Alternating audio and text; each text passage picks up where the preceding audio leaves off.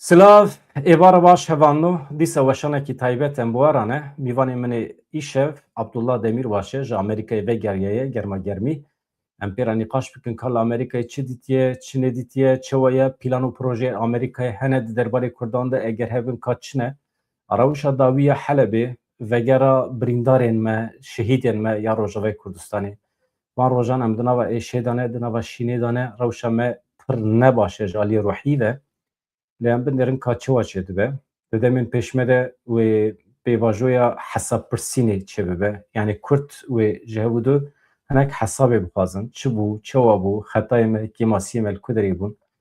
Dewleta Tirkiye çi ji me dixwaze, em çi dixwazin ji dewletên derdorê cîranên me. Ez mîvanê xwe nadim seknandin. Bila bîra we de be, di nava bernamê de çavê miltim ser ajansa ye. Yan jî hûn jî wekî temaşevan, wekî heval eger tiştekî agahiyekî hatiye berdestê we hûn par ve bikin vê derê bi kêfxweşî ez ê bixwînim. Pirsê we hebin ji mîvanê me hema bipirsin. Derdê me hemiyan e, derdê me hevbeş e. Rojavayê Kurdistanê pêşaroja Kurdistanê temamî ye. Ez mîvanê me bigirim jor. Mamoste Abdullah Demirbaş bi xêr hatî. Silav rêz hürmet, sersera serçava hemû Kurdistaniya silav rêzî hürmetî xwe dikim. Hêvîdarim tu baş î, tendurustiye te mamoste. Em ê baştir bin. Lê tendurustiya giştî ne baş e. Taybet bi vî rewşê em moralê me ne baş e. Ama hêvîkî me jî xurt heye. Elbet şerê Kurdan mamoste bi Helebê dest pê nekiriye, bi Helebê bi dawî nabe. Heleb perçeyekî piçûk yê tekoşîna mezin a milletê Kurd e. Milletê Kurd li pê dawekî ye. Ev dawe 100 salin didome heta îro hatiye. Di nava vê dawê de, di nava vê pêvajoya 100 salî de em pir caran têk çûne, em pir caran bi ser ketine, em hatine heta îro. Heleb yek ji perçeyên piçûkê têkçûna me ye elbet. Lê ew ê bibe perçeyekî birîna me, ez dibêjim ew ê hêz û quwetê bide me. Li ser Helebê em ê bikaribin hinek din dawa me bilindtir bikin. Nizam tu çi dibêjî. Hinek basa Helebê bike qet bandorekî çewal tê kiriye û paşê jî em dakemin nava mijarê. Ez dîsa silav rêzê xwe pêşkêşê hemû Kurdistaniyan û temaşevanan dikim. Taybet sê çar roja xew nakeve çavê me. Ji ber çi? Ji ber kî aslında êş û elem û kul û kederê me, birînê me bêderman dimînin. Ji ber wî gelekî em pê diêşin. Duyemîn hemû şehîdê me ra û bi taybet ji gelê me re sersavî dixwazim. Serê Kurdistanê sabe.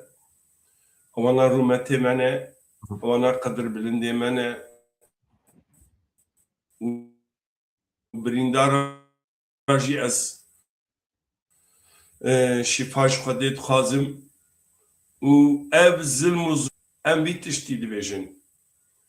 Em bawerin kî evê kevî zilm û zordariyê kirine ti ji wan re nemîne û namîne jî. Heya niha ser rûyê erdê em zanin kî zulmkar gelê bin desta gelek teada kirine ama wan xilas nekiriye.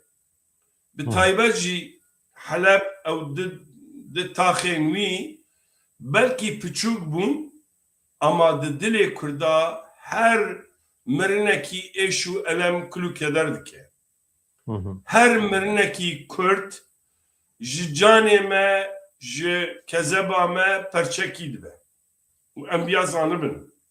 Hele hele ev mirinekî bi zehmetî, bi zorî û bi zilmkarî bibe. Dibêje Allahu Ekber û jinekî Kurd davêjî erdê. Dibêje Allahu Ekber, Kurda şer jê dike. Dibêje işte tiştê din dike, jina Kurd digre serê wî porê wî dikişîne. Wan ciwanên Kurd bi navê Xwedê dike. Lê feqet evan însanan aslında pûlê Xwedê zilm li wan dike bi navê Xwedê. Ba amin ev insan bixwe inkara Xwedê dikin. Hêlekî li Kurda zilim dikin, dibêjin yekîtiya Sûriye û filan û bêvan ji bo Kurd nebin tiştek û dayika xwe nebînin, nîvê Sûriye dan. Lê ew netenîkin. Ev zulmkarên Daesh, yani aslında li wê derê zihniyeta Daesh kirin. Niha Ne mamoste tenîkin. Piştavî devleta Tirkiye. mamoste pêşniyazekî min li te heye. Niha rewşa li Helebê wisa şefaf e, wisa vekiriye sê çar rojan de me her tiştî eşkere kiriye. Kî li Helebê kî şer dike, çeteş ku derêtên, bermayiyên kîjan hêzan e, dewleta Tirkiye rola wî ya sereke, Hakan Fidan dibêje, medaya dest pê kirin, dewleta Tirk aktif di nav de ye, vaya hemî tê zanîn. Tişta nayê zanîn heye. Em Kurd, çima em destûrê didin bikevin nava rewşekî wisa. Çawa çêbû ku hêza me ye ew qasam mezin ya Rojavayê Kurdistanê rêz û hirmeta me heye, ji wan re şervanê me ne, siyasetmedarê me ne, rêveberên me ne. Qet em ji hirmeta xwe tiştekî kêm nakin. Mesele ne ye we? Çi çêbû? Çi bû sebeb ku me rê da ku ew qas îtîbara me bikeve? Ez hema mamosteyê xwe re bêjim, Helebê plana ku li Helebê hatiye kirin, mîmariya wî dewleta Tirkiye û qet şik û şüpha me tê de tune ye. Niha gur e. Yani te jî tu mamosteyê felsefeyî. Niha kesayetiya gur, xwezaya gur ew e zirarê bide. Yani li gorî taybetmendiya xwe tevdigere. Dewleta Tirkiye jî çetê em gil û gazincê me li hember wan tune ne. Çünkü ew li gorî xwe tevdigerin. Ew li gorî kesayetiya xwe, li gorî taybetmendiya xwe tevdigerin. Na ême Kurd armanca wana li Helebê çi bû? Em pêşî armanca wan. Mesela ê min sê tiştên sereke berhevkirine ez dibêjim armanc ne bi destxistina her du taxan tenê bû. Armanc ew bû îtîbara bilind ya şervanê Kurdan bi temamî bixin erdê, îtîbar xirab bikin. Armanc ew bû di nava Kurdan de fitne fesadî çêbikin, Kurdan berdin hev.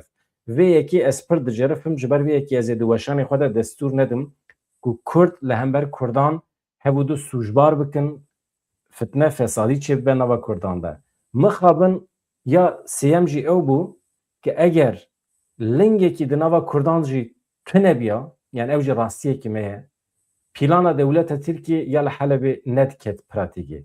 Di nava me de jî hin belkî hin alî belkî kesin jî hevkarî kirine belkî bi dewleta Tirkiye re de mesela Helebê de ez nizanim. Lê çi bû tiştekî bû yani Heleb çû.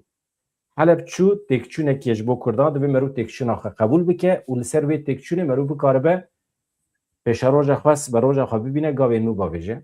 Ji ber vê em hewl nedin ji kerema xwe re îspat bikin ku çete xirab in, îspat bikin ku dewleta Tirkiye xirab e. Veya em dayînin aliyekî em vegerin ser xwe. Em nizam çi dibêjî. Gelme dibêjin neyartî bêminetî ye. Ji wî alî problem nîne. Feqet neyarê herî mezin û birîna herî mezin bêtifaqiya me ye û nezaniya me ye û xizaniya me ye. Bi taybet ev hêz, ev quwet neyar ji viya digire. Ew bi hêvîtiya wî ji ev kêmaniya me ye, şaşîtiya me ye, xeletiya me ye. Hêst û reman û di fikra da û di kirînê da hên jî em negîştine wî astekî di taxa Helebê da, di taxa Hewlêrê da, di taxa Amedê da û di taxa Mehebat da li Kurda çi biqewme ji bo me hemû ye. Ew kêmaniya me ye herî mezin e. Yekemîn ev e. Du emîn hên jî ji bo berjewendiyê xwe şexsî, civakî û eşîrtî û rêxistinî em hên jî tir ba hevdû dikolin. Ev jî heye. Yani em ya qebûl bikin. Hên em hesûdiya xwe hem şexsî, hem civakî, hem eşîrtî û hem jî em bêjin bi siyasî ya jî partîtî an hîzbayetî da ev hesûdiya me dibe sebebê kêmaniya me.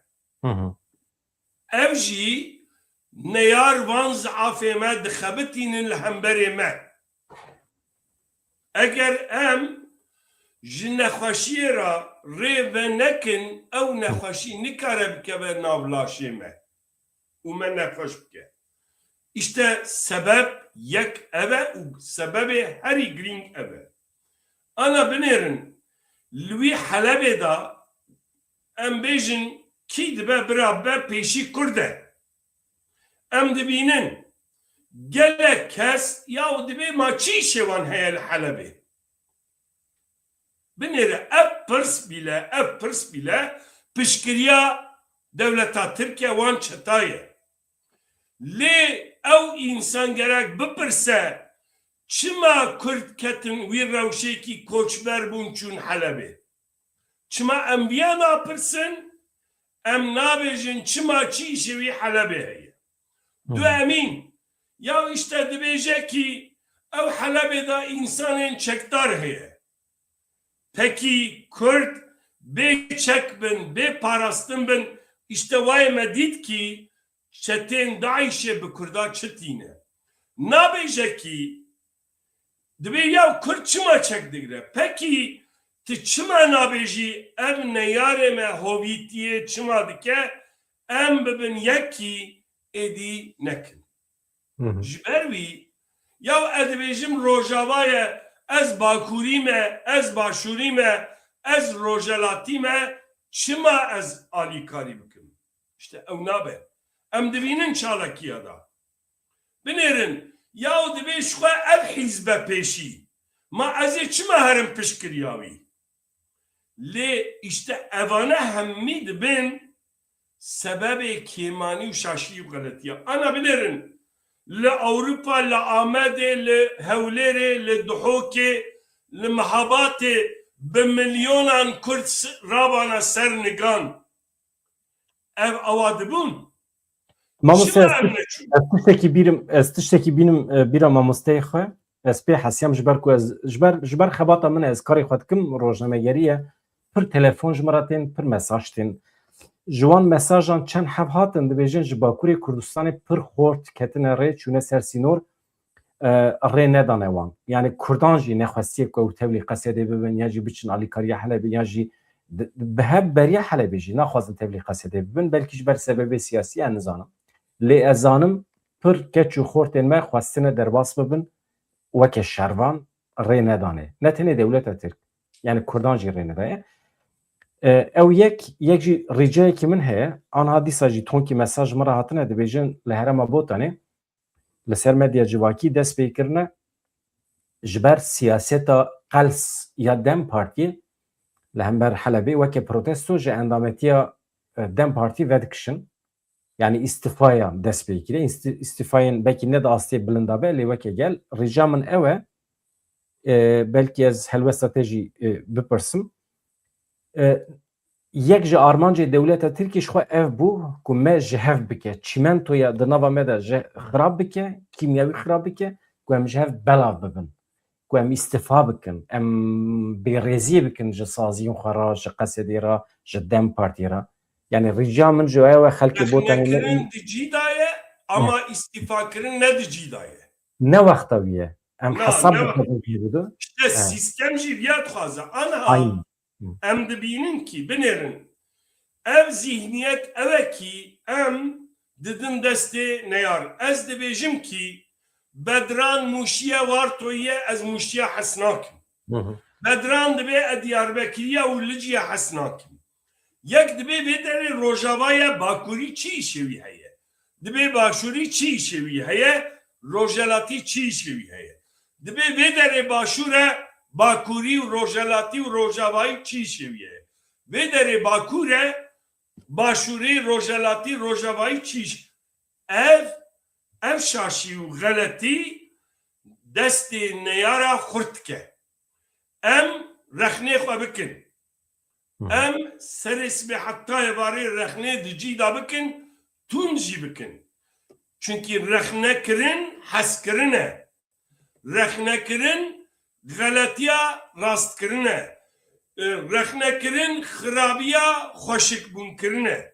Lê em dev ji saziyê xwe û rêveberê xwe rayadarê xwe berdin ew nabe. Binêrin ez tiştekî bipirsim. Ez hemû Kurdara bipirsim. Binêrin we tablokî dî. Amerika, Şara û İsrail hatin berhevdû. Rast e. Li Tirkiye jî mecliskî avabû, meclisê de komisyona avabû rapor hat dayîn. Hemû partiyan aslında menêrî kî ê wek berê rapordan. Yani rewşa berê parastinê dan. Tenî Dem Partiyê tiştekî din da. Tê çi menayê? Ji bo yekî Kurd diya xwe nebînin, AKP, MHP, CHP, İYİ Parti, Zafer Partisi, filan parti, Bevan Parti hemû bûn yek. Heyayê varê hevdû rexne dikin. Ama dibe ji dewleta min re zewal neyê. Binêrin İran û Tirkiye nakokî û alozî wî pirin newsa. Yek Sünniye, yek Şiiye, yek em bêjin Tirkin, yek Farisin. Filan û bevan. Nakokî û alozî wî gelek pirin. Lê feqet gava mesele dibe Kurd, hemû dibin yek. Rast e. İşte gava mesela wê rojê ji bo yê Kurd derbasê alî rojelat bûn istihbarata wan Tirkiye'da İranê wan da kuştinê. Ji xwe Peki- rast e yek ji armancê vê meseleya Helebê ew e ku bala Kurdan ji ser Rojhilatê Kurdistanê bidin alî. İşte çünkü dibêje çi alaka Tirkiye ile rojelateye dibe Kurd biradiya xwe nebîne. Lêze heyayê varê İran û Tirkiye goştê hevdû dixwin belkî. Ama ji bo yê mesela Kurd li wê derê negîjin encam her tiştî dikin. Peki em Kurd çima ji hevdûra bêsebrin? Em tên lîstika. Ew jî ne rast e. Şaşî û xeletî hebin em di platforman da di ciyan da bidin nîqaşkirin û em van tişta bêjin. Ama em dev ji rêxistinên xwe ciyê xwe berdin ne rast e. Wê çaxê ew çi dike dibe xizmeta sistemê. Ji xwe sistemiya dixwaze. Dibêje kî ev psikolojî ev çêkim bira Kurd ve hevdû kevin û ji hevdû bişaftin. Pekî ez ê tiştî bêjim. Win ji wan rêxistinên xwe win diweşin. Gelo winê xilas bin. An yani tiştek bûye nebe? Na. Em biya zanibin. Gava kuştinê da Kurdên baş û xirab nîne. Hemû Kurd dibe herî başê Kurd ê mirine, ê miriye. Ji bo wê em gereviya fêm bikin. Em bêjin kî bi sebir bibin, tekoşîn bi dirojan da naqede, bi dirojan da jî xilas nabe. 100 sale me gelek bedela daye hêna jî em ê bidin. Gelek dewlet bigîjin armanc û azadiya xwe, tekoşîna xwe bi milyonan bedel dane. Ji bo wê ez naxwazim însanê me bedel bidin êdî. Ama em biya jî bêjin me du taxa hunda kir ji bo me girîng e. Ez nabêjim hebûn û tunebûne jî. Ama nayî meعنayekî her tişt de. Gotinekî Kurda heye. Divê tiştê çû nede dû. Lê paşeroja te mamosteyê tey herî girîng e. Teliko hunda kir wana nîqaş bike ti ji wê derê dest pêkî xwe rexne bikî ti ji wê derê jî serkeftî bî. Ji bo wî rexne dayîn rexnekirin di cî daye û lazim e jî. Gerek Kurd rêxistinê xwe, saziyên xwe, partiyên xwe rêxistin rexne bikin. Ama ji wana qetandin ne rast e. Yani mamoste merûdkare numuneya malbatê jî bide na em mala xwe dane em malbatek qelebalixin weke Kurd weke qewm êriş li ser me heye tehdît li ser me heye اگه امرابن دنوا مالا خودت استفا بکی جمالباتا خو بخاطی شخوا زیادتر ضرر ته شخوا آرمانجا ایرش در واجی او جبر وی از بیجم قیم هم فکرن سروی yani rica me ji milletê me ji endamên Dem Partiyê ew e heskiriyên qesedê ew e Ne tenî Dem Partiyê ji bin rêxistinekî xwe jî bira vala nebin bêtir bira xwedî derkevin. rast e Dem dema xwedî derketinê ye. rast e min jî ji vê derê ev du sê rojin ez jî pir rexne dikim rêveberiya Xweser qesedê helwesta Em jî wan rexne dikin. rêveberiya wan Em ê bikin jî mesela ez hemû partiya ra vî tiştî dibêjim we çima çalakiya bi hev ra çê nekir kerem kin hûn çima mesela Haqpar, PSK, Dem, DBP vana çima li Bakur mitingekî bi girseyî nekirin. Mamosta mîting çêkirin ama ji bo mafê Ama jinavê kême na ew neran hemdike. Mane ez esprit dikim yani Dem Partî di demekî pir xirab de mîting çêkir ew jî ez pê hesem ku ev mîtinga dehê çile pir pêş de hatiye hazirkirin ji bo mafê jina tam rastî Helebê hat lê hevalê me Dem Partî dikarî bû Hanıma lazım bû ki wê derê bikin ciyê çalakiya piştgiriya Rojava. ama nekir. Ewa rexne bike. Çalakî bila çêbiya çalakiya ku ji bo jina hatibû organizêkirin pêş de dikarî bûn watiya wî biguherandana wê derê bikirana Ana ezî çalakiya mînakî protestkirina Helebê. Mesela Agit Karayel Kurdekî hêjaye.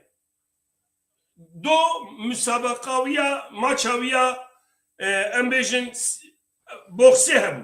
Rast e. Bi milyonan insan temaşe kirin ew insan rabû vî xelata xwe kir rojava dinyayê got ez ji bo Kurdistaniya û ji bo Rojava dikim. Binêrin mesela mesela îro min dît Azad Bedran bûn yan hunermendek bûn li Diyarbekir konserek dabûn. Lê di konsera xwe de meselê hanî ser Rojava û Rojelat. Yani mirov gerek vî tiştî binêre. Şahî û şînê xwe dahî bike Rojev û Rojava û Rojelat û yekîtiya Kurda. Yani mesela şînê me hene newsem diçin şîna. Yani Xwedê Teala sebr û dayagê bêde Xwedê şînê. Ama mirov gerek li wê derê alimê me, zanayê me, seydayê me lazim e wê derê bikin ji bo sebebê yekîtiyê. Şahî me hene, davetê me hene. Yani şîn û şahî rastikî jiyanê ye.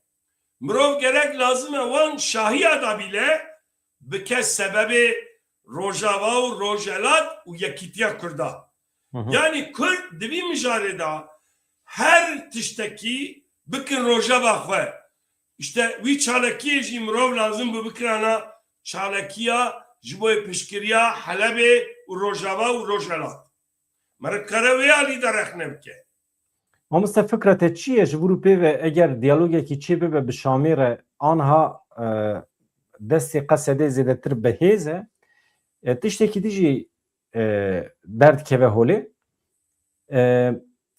ev çete ev hikûmeta demkiya Şamê bi dewleta Tirkiye wextê milletê me Helebê dikişînin ber bê Rojava mîna ku wan jî qebûl kiribekî êdî Rojava bi temamî aydê Kurdan e heremekê Xweser e mafê rêveberiya Xweser çê dibe bibêje madem we milletê me şand Rojava we bi xwe Sûriye perçekir we perçekir em jî ji vê derê êdî bi serê xwe ne.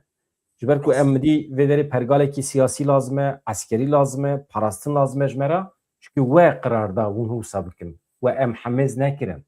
Dibe ku li ser masaya Şamê destê qesedê ê rêveberiya Xweser bihêztir bibe ji vir û pêve gelo çawa difikirî? Ez deryaviya bangekî dixwazim dîsa bikim bira li hemberê neyaran gerekî Kurd ji îro pêda zêdetirîn li saziyê xwe û partiyê xwe û hizbê xwe xwedî derkevin û bibin endam. Ev banga min e. Du emî bi taybet jî Mazlûm Abdî tiştekî got. Got hêzên navnetewî ketine navbêna me wek peymanekî ava kiriye. Îro Abdulkadir Selvî tiştekî got.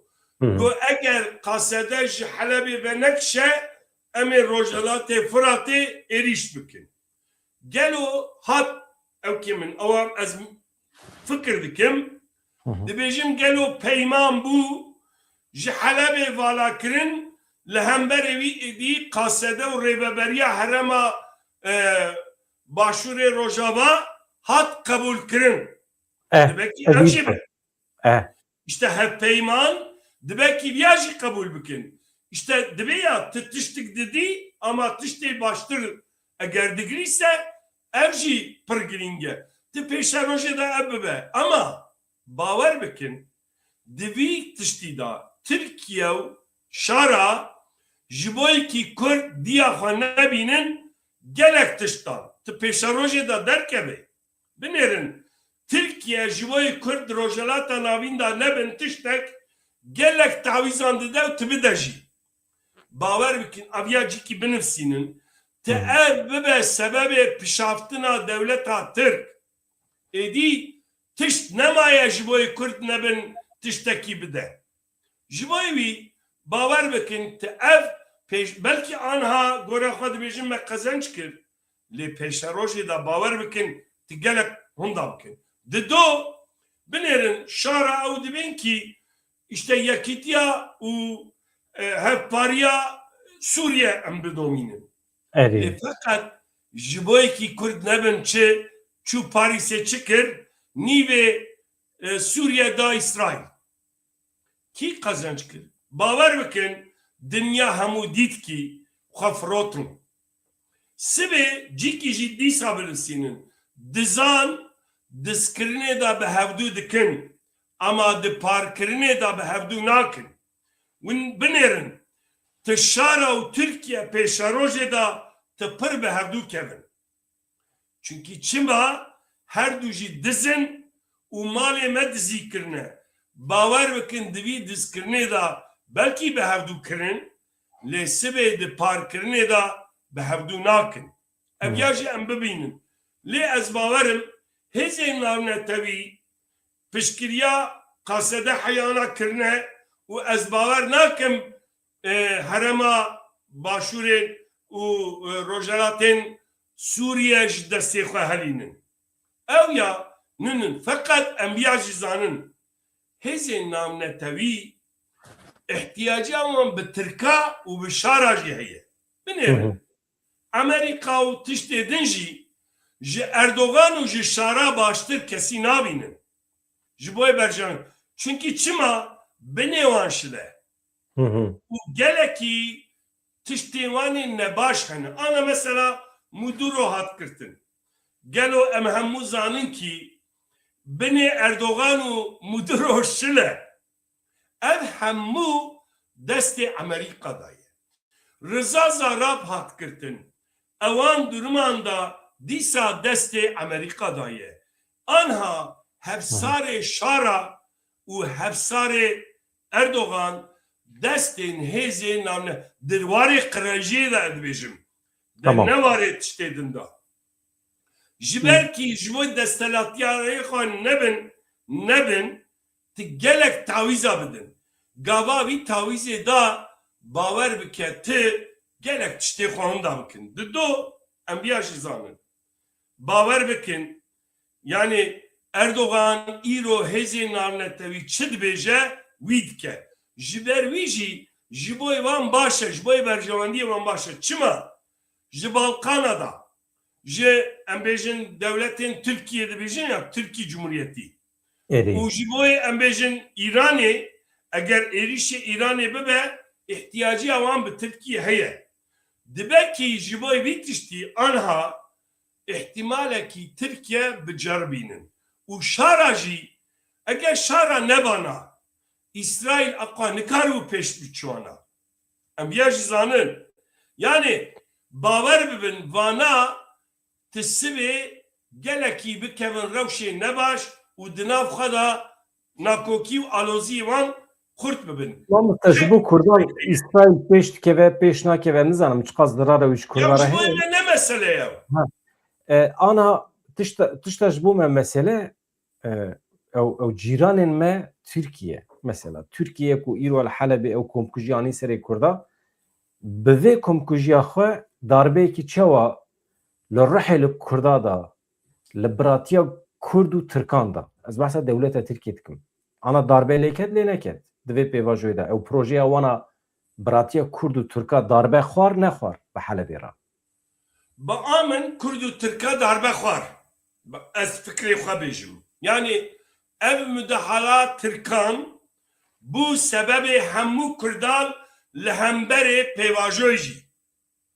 Yani aslında bi virê li çonga xwe jî kir Tirkiye. Ji ber wî yani gelek Kurd bihêvî bûn ki ev pêvajo te here serî û li Tirkiye de aramî aşîtî û em bêjin tiştên baş bibe. Ama ez bawerim bi vî hereketê û hereketa Rojelat bi virê nigî xwe jî xist. Yani ez dibêm Tirkiye bêtir tunda bike. Çünkü çima dibe li Helebê li wan ciyan tişta qezenç bike. Ama bawer bikin tu hundirê xwe da rahetî nebe çünkü krîza wî siyasî zêdetir xurt be. Ev şansekî bû ji bo wan. Eger bi Kurdara li hev batana di hemberê Rojelata navîn da û hemberê hêzên navnetewî da belkî nakokî û alozî xwe û krîza siyasî, krîza aborî çareser bikirin. Ama bi vî halî ez bawerim Tirkiye ti zêdetir hunda bike. Eger aqilmendê Tirkan henese birajwara vî aqilî bikin.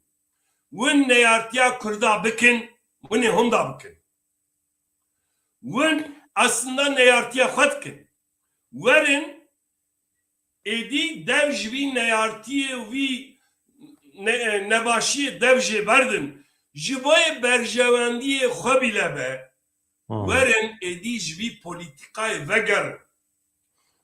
Tabii ew zanin kêfa wan e ama nizanim êdî şansê wan bêbawerî zêdetir bû. Ez êdî nizanim Kurd wî şansê bidin dewleta Tirkiye ku vegerin ji siyaseta xwe ez wî nizanim ne emînim ji ber ku nava Kurdan da şikestinekî pir mezin çêbiye şikestineke ruhî kîn û nefretekî pir mezin çêbiye li hember dewleta Tirkiye. Tayyip Erdoğan bi gotina xwe ya di dema Kobanî de Kobanî düştü düşecek 10 sal bi dewleta Tirkiye dawenda kirin zerarekî pir ciddî da biratiya Kurd û Tirkan Tayyip Erdoğan bixwe bi wê gotina xwe ya meşhur dema ku Daişiyan êrişê Kobanî kir got derket got Kobanî düştü düşecek berçavekê xwe tavê îro derketê îro jî Kurd wî ji bîr nakin kekê bedran. rê Allahu Ekber wî keçikê havêt Kurd zanin kî havêtiye. Ev ya ji bîr nakin. Vê ev pêvajo êdî dikare were ser hemdê xwe ez wî neemînim. Ez nizanim. Pêvajo êdî çawa Yani ez dîsa dibêjim. Yani ji bo Kurd û Tirkan ez naxwazim navîn aşîtî baş e. Ama Kurd Türk neyartiyê bidomînin te ew hunda bikin. mamoste binêre aştî TGHK çawa bêjim gerdûnî ye universal e. Rast. Biratiya gelan TGHK universal e. Tamam gerdûnî ye. Vana nirxên pîroz ê mirovahiyê ne. Aştî dibe, başî dibe, çêyî dibe, biratiya gelan dibe. Vana tiştên xweş in. Lê dewleta Tirkiye van tiştên xweş ên nirxê mirovahiyê bikartîne. Li hember Kurdan bikartîne. Ji bo tunekirina Kurdan bikartîne. Vana mîna hakikaten mîna ala sor çawa de pêşiya boğe aynen bi wî şeklî bikartîne. Yani med xet dafekê dibin navê aştiyê de dibin navê biratiya gelan de. Vana tiştên pîroz in. Vana tiştî din jî bêjim. Ama vaya nayê ama ev heq nade wan ku me tune bikin me bikujin. Na. û heqê wan tune jî yekemîn ev polîtîka dewleta Tirk êdî di dinyayê da êdî ciyê xwe nabîne. Raya giştî da nabîne. Berê digotin Kurd çek destê wan dihene, şerê çekdariyê dikin, şerê işte nav evkida ve teröristi dikin u filan bevan dikin işte jiboy bir emgav navejin. Li fakat bir pevajoyda küçük gotin em bardın. Keremkin. Em astenge emi bardın. PKK astenge emi rakın. Edi çima desti onda. Bavar bikin min Amerika'da jibi çtidi. Edi raya gişti zanın ki Kürt aştikazın. Edi betir meşruiyeta Kürda zede buye. Jibi peyda neyartiv vi dijitiya Kürdan Türk bedominin edi Kürt dirraya giştila şuha meşrubune meşruiyeta wan zedetir dibe. Ez viya karın bejim. Yani binerin dünya edi bir tiştizane ki aştixaze ki şarxaze. Daha beter zelal bu. Hayanha digotin gelo raste an ne raste. Ama edi zanibin ki dünya jizane edi baver bikin Kürt aştixazın u peşketina nirxin mirovayit xazın. Ev em bejin 2 sal beri u îro zêdetir bûye. Ama devleta Türk eğer bir politika xweya neyartî Rojava çawa kir, Türkiye'de çawa kir û rojelat jî bike û başûr jî bike bawer bikin ew ê bêtir honda bikin. Ew bi kêfa xwe nedîsa dibêjim.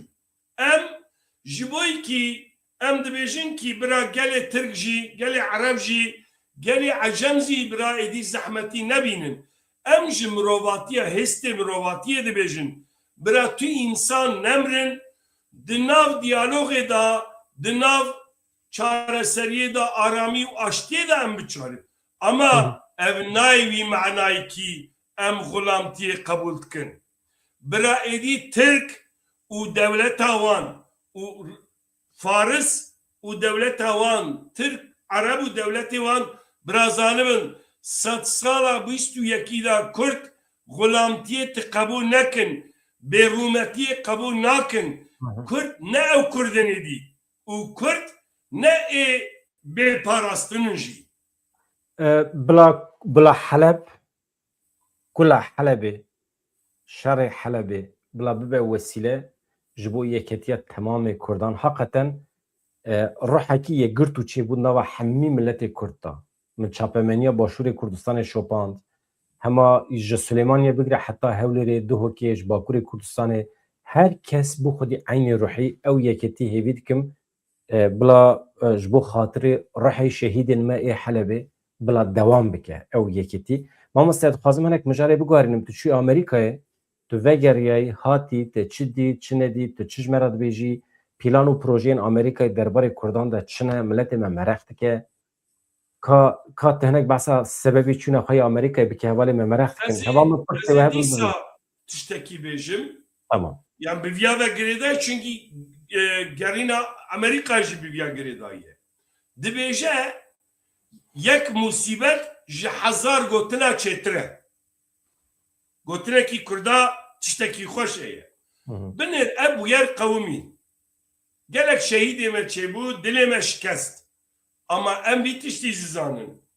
Em ji bûyeran, ji musîbetan em ê ji xwe re xêr derxin. Aslında divî mijarê da tam jî tiştekî hêvîkî xurt bû. Wek rihê Kobanî, wek rihê seferberiyê her alî da Kurd rabûn sernigar. Kêm bûn, xwezîka zêdetir bana ama cara yekemîn birêz Mesut Barzanî, Mesrûr Barzanî, Neçirvan Barzanî, Baful Talabanî, Qubat Talabanî, partiyên Rojelatî, partiyên Bakurî, Tevahî yani divekî kêm be ama serniga bû herkes da xuyaniya xwe bû. Çapemeniyê wan jî awa bû. Yani raya giştiyê em bêjin hemû Kurda piştgiriya Helebê kir û wan her du taxa kir ji bo Kurd û Kurdistanî. Ev hêvî xurt bû ez bawerim êdî Kurd fêm kirinekî birîna we çi ye dermanê wî jî çi ye. Ji ber wî ez ji va dera dîsa dibêjim. Banga min ev e. Birêz Mesut Barzanî zûtirîn lazim e بهتر لازمه ام کنگره نتوی توپ بکن و همو پارتی و شخصیت ام بیجن سازین کردا بین بر هفدو برا استراتژیکی هفپار بکن و دیپلوماسی کی هفپار işte بویا گره دای aslında Amerika jî merv karabîn ez wek şexsekî çûm unzanın pir zimanî pir olî û em bêjin meclîsa çila wan tişta me kiribûn evana bala insana jî kişandibûn me davet kirin em çûn me hinkî konferansa da behsa vana behsa pirsgirêka Kurd û behsa pêvajoya Kurdan hem Rojava hem Rojelat û hem jî Bakur me kir tiştekî baş bû me gelek der û dorara ê dijî me û ê dostê me jî me hevdîtin kir lê me li wê derê yek partiya Cumhuriyetçî endamê kongrê me hevdîtin kir û Wezaretê Karê Hundirîn li wê derê sazîkî ji we ewlekariya Amerîka heye bi wan re hevdîtin kir me tevayî tiştek ku binêrin me got Kurd vî rewşê dane û Kurd vî tiştî dixwazin dibêjin aşîtî aramî wekevî demokrasî û azadî hebe lê feqet dagirkerê me vî tiştî naxwazin dibêjin Kurd bira tiştekî nebînin lê Kurd seküler oldarin ama sekülerin Kurd antisemitîzmê qebûl nakin yani dibêjin em biya rast nabînin di do em li hemberê gelan neyar ninin em ji parkirinê ra jî hene yani binê erdê serê erdê her tiştî da Kurd aslında ne tenî ji xwe ra dixwazin ji her kesî ra dixwazin azadiyê jî wekeviyê jî her kesî ra dixwazin lê tiştekî dibêjin herkes dibêjin rast e ama win neyekin problem ev e dibêjî win çima tekoşîn nakin tekoşînekî hevpar mesela dibêjî ki yani niye birlikte hareket etmiyorsunuz Kira yani emu Türkiye yani ji bo Kurda dibêjin ha Kurd nava xwe de çima bi hev re hareket nakin tamam arê yani dibê win Kurd bin winê bi hev re çalakiya deynin bi hev re hareket bikin di dinya biya bibîne yani Yani qestavan dibê win mamoste tiştek qestavan nekin wî rojê mijara min ew bû otoriteya siyasî ya temamê Kurdan tuneye di nava Kurdan da mesela bu yerekî hat serê me li Helebê otoriteyekî tuneye adresekî navend tuneye ku Kurd li wê derê şêwra xwe bikin yek ya çar Kurdên serokên Kurdan bibêjin ya em mesela Helebê'de em helwestek wisa nîşan bidin bu yerekî din çi bû em helwestek wisa her partî bi tena serê xwe her herem bi tena serê xwe ev e tiştek ku ew dibêjin otoriteya siyasî ya Kurdan çima tuneye mesele muhetabekî hem jî yani vî tiştî dibê win bikin win bixwazin tî însan we bibînin dibê kes nayînê nadeve rast mesela aynen endamê kongrê vî tiştî got rabin ser niga û bikin got kes nadeve win nekin kes nadeve çünkü sistema xwe ava kirine di do mesela ew raya giştî sistema hundirîna me xeber da me got ki win di rûtî jî dikin yani win dibêjin em dijî nîrxên mirovayî kî bin pê kiriye em wan sûcdar dikin min got Daeş hat qesra spî Daeş endamê Daişê ye Kurda firotiye keçên Kurda firotiye insana şarjê kiriye vana ve girtiye bê derê min got win lazim e piştgiriya van gelê bindest bikin win ji bo kî van sûca nên kirine win lazim e alîkariya van piştgiriya van gelê bindest bikin eger win zordara bikin ti şiddeta hemberê jinê bibe ti însan bê îşkence kirin ti însana ra bêjin ya ti bi silmanî ya ez ê te bikujim min got ev ya dijî mirovayî win parastina dîktatora bikin win dîktatora bînin qesra spî da win ew bikin ve çavet cesaret bigrin jiya. Go em karşı siyasete nabın. Le mugo mun karın rapora benimsinin. Yani mun ji kongre rapor benimsinin. Mun bejin ki lazime eftiş bibe. Heri bitir em karın bitişti bejin. Me federasyoneki cuhiyara me haberda. Me buara hevditin kir gelek başçu. Me got ki rojalata navinda Kürt lazime gelek tişten baş bikin. U em Kurdu cuhi di dîrokê da je bihevrane. Me em neyartiya tu gelî nakin. Lê em naxwazin kesî neyartiya me bikin. Ji ber wî di rojelata navîn da vekoka aşîtî û aramî û azadiyê û em bêjin wekeviya jinê aslında Kurdin û Kurdistanî ne. Mi got di perçê Kurda da binêrin azadî çawaye. Mer başûr û rojava goçwana lê mi dît kî vî tiştî got yani hemû kes vî tiştî dibêjin. Lazim e Kurd yekîtiya xwe amade bikin. Yani me li vî tiştî dît. Meha di dua dîsa em ê herin Amerîka û ez hêvîdarim eger vîze bêgirtin Şeyh Murşid Xeznevî jî ihtimale bê civînekî olên cuda netewên cuda hene ew em ê tev lî wî bibin sê çar roj em ê hevdîtina bikin û ji bo di Kurdistanê da parastina gela parastina ola û bi hevra jiyandinê modela xwe em ê li wê derê jî bi wan bidin qisekirinê. Çünkü dava hevdîtinê xwe da me bi taybet projên şaredariya Sûriyê me ji wara got lê tiştekî dibêjin. Dibêjin rastin ama yekîtiya we kêm e. Problem evet îsa.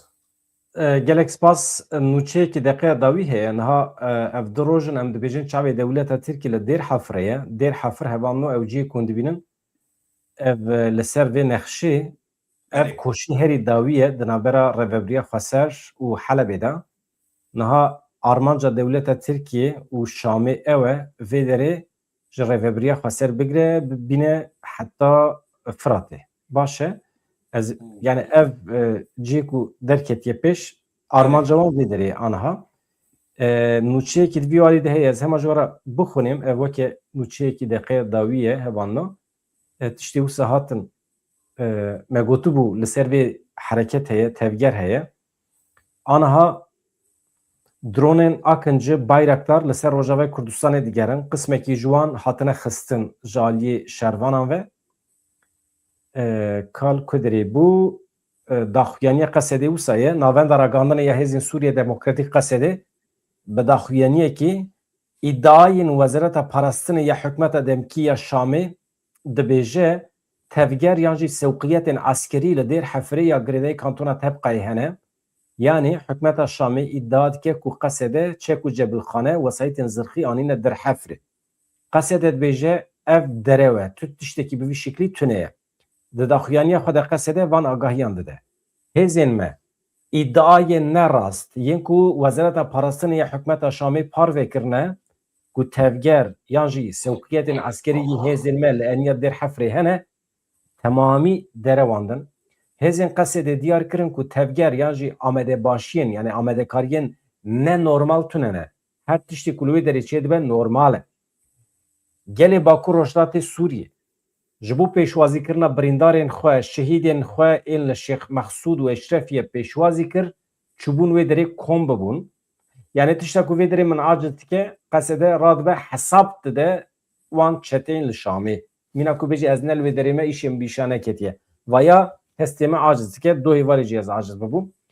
Berova jî dibêje Qesedê didomîne hevokekî maye li herêmê tevgereke zêde ya balafirên bê mirov hene dronên Bayraktar Akıncı Akniye yan Akıncıya nizanim Akni nivîsiye ên dewleta Tirkiye heye li keleka wê jî bi dronên xwekoş ê topparanan bajarê dir hefrê gundewarê wê herema Zeviya El Sewra hatibûn hedefkirtin vê yekê gelekî goman çêkirin em resmên belgekirî ên perçeyên topên bayraktar ku saziyekê li herêma Meskînê bombe kiribû em radixin pêşiya raya giştî dîmen hene dîmenê dronê ku hatine xwarê yani dewleta Tirkiye dev ji Rojavayê Kurdistanê bernedaye ez tirsim mamoste bi cesereta ku girtine ji Helebê êrişê xwe bidomînin ez tirsa min ew e anha di TikTokê de ji weşana me ya zindî heye bila dest lê neke ve hevalên TikTokê ji kerema xwe re kerem ku werin ser YouTube'a bedran dere li wê derê em hêz û quwetê bidin hev mîvanê me temaşe bikin û pirsê xwe jî ez zanim anha bi rêya TikTokê hûn dixwazin pirsan bipirsin lê îmkana ku ez bikaribim bixwînim tune ye werin kerem ku ser YouTubeê pirsê xwe binivîsînin ez ji mamoste bipirsim mamoste li ser vê niyeta nû ya dewleta Tirkiye tiştekî dibêjî tiştekî wisa heye Aslında niyet ne nûye? Niyeta kevin xwe nû kiriye.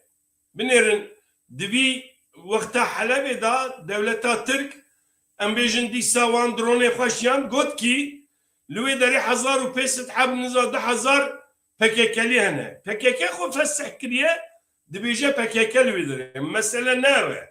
Mesele dixwaze ji bo êrîşkirina xwe van direva bike û li wê derê êrîş bike, müdahale bike. Lîstikê wan didomin. Yani em zanin zalim ser direva, ser lîstika, ser nebaşiya xwe dide meşandin. Lê feqet gerek gelê Kurd li hemberê bana da hişyar be di tenî parastinê da nemîne êdî. Lazim e herê parastina xwe bike ama van tişta bi tundî şermezar bike û ser nigan bike. Banga min evekî bawer bikin êrîşkirina van nebaşî van niyetê wanê çapirpîskirîna wan ti bidome li hemberê wan Kurd gerek ser nigan bin û ji do bêtir serhildanê dabin û bi hev rabin lazim e van hemberê êrîşa bi tundî şermezar bikin û qebûl nekin. Êdî dema siknênine ye. Yani îro li wê ya sibê ti bên Qamişlo, ti sibê bên dîsa Kobanî, sibê bên Mihabat bigirin, sibê bên Hewlêrê bigirin. Ti vê jî Hewlêrê de niza çi heye em ê bigirin. Ji bo wî lazim e em hemû Kurd hişyar bin û ev çapîsbûna dewleta Tirk naqede. Gerek lazim e em li hemberê vî tiştî çalekiyê xwe xurt kin û yekîtiya xwe xurt kin. Banga min e ez pirsekî dikim Birêz Serok Barzanî çima kongre netewî bi van banga çima nake di vî rewşê da.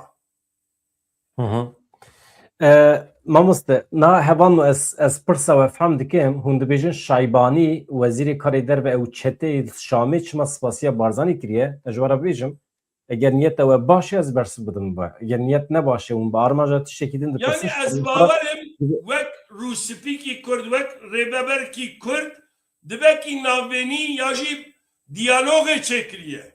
Ez di nav da me mamoste ez di nav da me 5 roj bû em min weşan dikir Mesûd Barzanî rica kir nameyekî şand got dev ji Kurdên Helebê berdin nekevin nava sûç demografiyê neguherînin komkujî pêk neynin meselê wê îdeolojîk û meselê wê siyasî hebin li ser masê ji xwe re bidomînin ama qarşî miletê me nebin.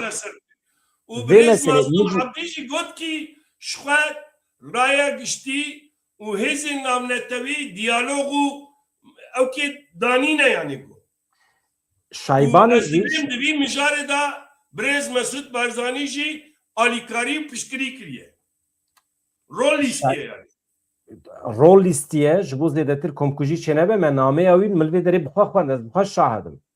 Ja Şaybanî jî rabiye spasiya Amerîkayê dike, Qeterê dike, Erebistana Suudî dike, spasiya Tirkiye dike hemî formülîte însanekî pir ucûbe ye û mirovê dewleta Tirkiyeyê ji bo nava Kurdan ve fitne fesadî derbixe û di nava wan ew xasa dewletan de gerek hişyar be. Bidere ew jî gava rexne bike bîle gerek bibêje kî ev ya diçe ku dibe sebebê fitnê ya na.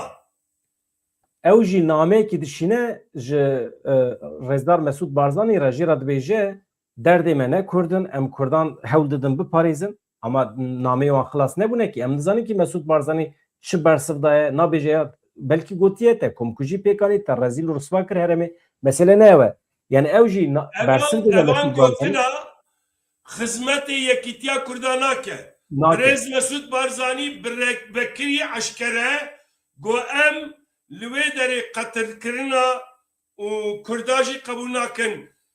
Sekna Bafıl Talabanî, Qubat Talabanî, Nêçîrvan û Mesrûr Barzanî û hemû partiyên Bakur jî û Rojelat jî seknê wan gelek baş bûn ama kêm bûn. Rexname ev e. Yani Ya. lazım e bêtir vana û ji vî pêda bira bêtir be. Hevanno wextê hûn tiştekî dibîsin, wextê hûn tiştekî dinivîsîne bila goya bibîse. Yani hûn dibêjin Mesûd Barzanî çima dê hezar pêşmerge ya 100,000 askerên Qesedê hene li wê derê ne li dêr Hafirê ne navbera wan da 45 kilometre heye. Ew neketine nava tevgerê tu derdê me Kurdan binêre tu derdê te binêre tu dibê çima pêşmerge neşandiye.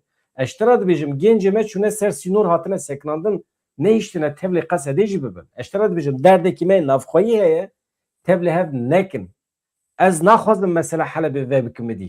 Mesela Helebê bila vê gavê bimîne meselekî navxwayî Kurdan e ji kerema xwe re tevlê hev nekin hûn jî pirsan nepirsin sor nekin meriya. Eştera tiştekî dibêjim. Li Helebê komkujî çêbiye aniha bi sedan însanê me kelepçekirine keçê me jinê me êzdî jî li wê derê ne tiştek ku li Şengalê Êdî çêbiye em aniha karin çi bikin? Em karin çi bikin? Gere Serbiya xeber bin. Yani ji Ewropê ve ediyem bikevin nava meseleyên cuda elbet ji ber vê yekê yani Tam jî sistem van tişta dixwaze kekê bedran. Armanca ki anha di nava Kurdan da dijberî bike di xizmeta dewleta Tirkiyeyê de ji ber ku hedefa wan ew e. Neyarên me dewleta Tirk şerên psikolojik dike di nav gelê Kurd da. Bira hişyar bin. Hedef dewleta Tirkiye. Dijminê Kurda dewleta Tirkiye. Ji bilî dewleta Tirkiye û ji bilî Şamê, ji bilî wan çeteyan di nava Kurdan da ji xwe re hedef çê nekin. Ana hêz û quweta me, teqeta me, psikolojiya me dest nade ku em Enerjiya xwe em bidin neyarê xwe. nabe. Kî dibe bila bibe. Binêrin Barzanî, Talabanî, Qandîl, Qesede, Bakur, Dem Partî gava din behs kir. Yek ji wan dibe hedef neyê nîşandan. Yek ji wan. Bila nava xwe de hebû du rexne bikin ama em firqî nexin navbera wan heqaret kufir li wan nekin. û em piştiriya wan bikin ki wan xurt bikin ki tiştê baş bikin. Dilê we pir dixwaze hûn heqaret bikin. Ez adres didim we. Adres didim we çi qas dikarin dilê xwe rehet bikin. Xeber didin, kufir dikin, rexne dikin dewleta Tirkiye, çete û rejima Îranê. Sihat baş. Awana adres ew e ama Kurdan qarş nebine. Em piştiriya Rojelat bidin. Em piştiriya Rojava bikin. Em piştiriya Bakur bikin. Tamamen. Em bêjin ki çima bi milyonan Kurd nakevin. Em cîranê xwe rexne bikin. Bêjin were çelekiya. Em viya bikin. Rast e. Em lazim e van rexna bikin. Mamoste ve çawa be ez gotinê tê dawî bigirim saeta me tijî bû saet yani sohbeta te pir xweş e gotinê te pir herek barin pir zû herike. Bana ez dixwazim kekê bedran tam jî derdê me ev e. Rêz Mesûd Barzanî işte van nakokiya va aloziya van nebaşiya ji ortê rakirin çara wî yek e. Yekîtî. Banga min ev e. Yekemîn Kurd bira cuda bifikirin. Cuda bibin. Partiyê wan, hizbê wan, rêxistinê wan, saziyê wanê cuda bira hebin. Fikr û bîrdoziyên cuda Kurda bira hebin. Ama em di tiştik da bibin yek. Kurd û Kurdistaniyê da. Ez dipirsim. Çima stratejiya Tirka, stratejiya İraniya, stratejiya Ereban heye çima Kurd û Kurdistaniya tune ji bo xwe. Stratejikî hevpar bira hebe. Parastinekî hevpar bibe. Binêrin Peşmerge, YPG, Gerilla, Kodar û İKDP evane hemû براببن یک پاراستنه کی هفپار کرده هبه آبوری کی هفپار بره هبه اگر ام گاوا بیا بکن گاوا موانه هانی بر هفدو به هف را دیپلوماسی کی هفپار بکن هرن جهان امریکا انگلتره روسیا اسرائیل هر جی و چاهه دنیا ما بگره دیقته بیشون سرنامه کی خبر دادن 5 milyon Kürt ve çağı betir tüme dikkat bigirin. Jiboy parastını em 400,000 Kurdeme leşkerime hene u parastını dikin. Zulmê tehdayê nakin li kesî ama parastina xwe dikin. Gava evana em bêjin bawer bike dinya time bigire diqqetê. Ji bo wî lazim e kongre netewî divî tiştî da elzeme edî. Em gerek biya bikin. Hemû Kurd rexne dikin se biravî tiştî rexne bikin. Çima em kongre netewî çê nakin? Rexnama bire ev e. Rexnama nizar kî çi kiriye, kî çi nekiriye ninin. û van tişta êdî em gerek dersê xwe bigirin, ji van musîbeta bigirin. Eger dilê me ji bo Helebê değişê se birîn dermana wî beylû ye. Eger em wek Seydayê Cigerxwîn dibêje em nebin yek, em ê herin yek bû yek. Ji bo wî jî em werin yekîtiya xwe ava bikin, banga xwe bi rêz Serok Barzanî ra bikin, Mazlûm Ebdî ra bikin, Rojhelat ra bikin, Bakur ra bikin û em diasporayê ra bikin. Em bên yek. Binêrin mesela kongrekî netewî çêbe. Birêz Mesûd Barzanî, birêz Mazlûm Ebdî, birêz Bafıl Talabanî, Kubat Talabanî, Mesrûr Barzanî her yek ser navê kongre here Amerika, İngiltere, Rusya, Fransa, Çin, İsrailê ser navê kongrekî xeber bide. Hûn zanin çi dibe? Dinya Xwedê em ê serkeftî bibin. Çima em viya nakin? Em viya rexne bikin. Mamoste Dilbirîn Efrîn me gobekî şehîd bûye. Ew jî ne şehîd bû ev ya kêfxweşîkî ye. Evaya saxe û anha daxuyanî dide ka em Mata denkî û dama. Ez Dilbirîn Efrînim. Hindek iddiaat ser me daxistin ku ez şehîd bûme. Ji xwe em taxweşê Mesûd Eşrefiyê de bûn. Ku em taxweşê Mesûd Eşrefiyê da şehîd bûme jî ew ji me re şeref û hurûmeteke ku em parastinê taxê xwe bikin. Ku em di taxa xwe da şehîd bûbin ew ji me re şeref û hurûmeteke. Ji xwe em li ser şûpê hemî şehîdan e. Şehîdên taxweşê Mesûd Eşrefiyê yên ku bi xwîna xwe kêlî berxwedanî nivîsandin. Berxwedaniyekî herî mezin li hember çeteyên ew xweş çeteyên ku girêdayî hikûmeta denkî û daman demê de jî dewleta Tirkiyê. Em li ser şûpê hemî şehîdan in û dawiyê de em dibêjin em çavên heqîqetê yên dir taxweşê Mesûd Eşrefiyê da me ra gihan demê pêş de jî û ji îro şîn de jî em ê çavê heqîqetê û berxwedaniya taxweşê Mesûd Eşrefiyê ragihan. Çavê me ronî û em şehîdê xwe dîsa bibirtînin, birîndarê xwe ra şîfa dixwazin û bi taybet dîsa banga me ew e kîja Kurd û Kurdistanî li ku ye û çi ji destê we tê.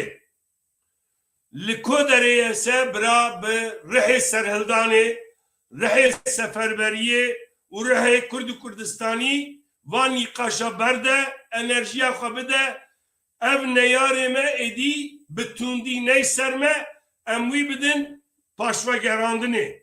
Em enerjiya xwe bidin vî tiştî.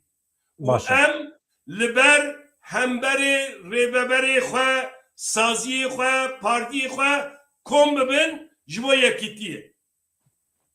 Gelek spas dikim. Hevalno ji vir û pêve em ê giranî bidin Rojhilatê Kurdistanê, Îranê, serhildana millet a li wê derê tiştek ku siberoja Kurdistanê tayîn dike qedera me li Rojhilatê Kurdistanê ye em piştgirî bidin hêzên xwe yên eskerî siyasetmedarê xwe di vê kanalê de vê YouTubeê de jî werin piştgirî bidin me bi hebûna xwe, bi abonetiya xwe, bi endametiya xwe, bi her awayî hebûna xwe em vê kanalê bixin xizmeta milletê me Rojhilatê Kurdistanê. De werin kerem bikin. Ez xatir ji we dixwazim mamoste her hevî gelek spas dikim ji bo tevlîbûna te. Em bi hêvî bin pêşeroj pêşeroja Kurd û Kurdistanî ye. Trasti riya xwe bibîne, bawer bikin. Slav Dembaş. Sabî.